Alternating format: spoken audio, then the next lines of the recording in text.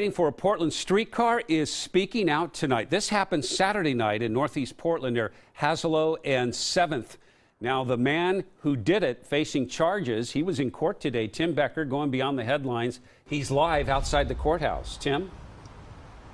The man who was stabbed is doing fine, and he's now coming forward because he wants to make a public appeal to anybody and everybody that rides mass transit to try and just treat each other a little better and get along.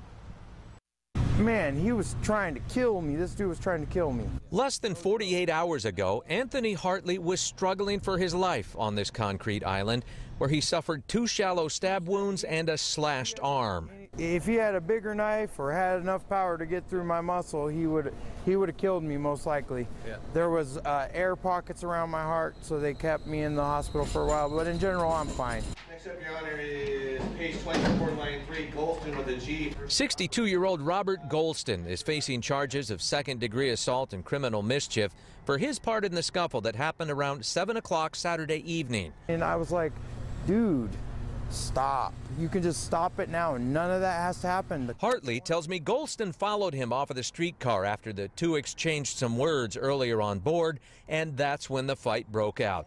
2 days later, he feels like his stabbing happened partly because of the negative climate that sometimes finds its way into the public transit system. I got no ill will towards this guy. I didn't want to get him put in jail.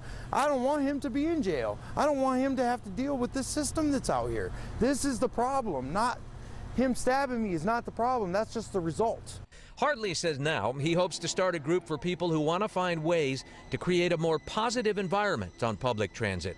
It's just ridiculous out here. We need to just start treating each other better in general as people, especially people that are riding these. They're not in the best spot. Hartley tells me he had never, ever seen Golston before Saturday night. Meantime, Golston due back in court here next week. Live in downtown Portland, Tim Becker, KOIN 6 News. I think we could probably all afford to be a little nicer to one another every now and then. Thanks, Tim. Also tonight, police asking for your help finding someone who's been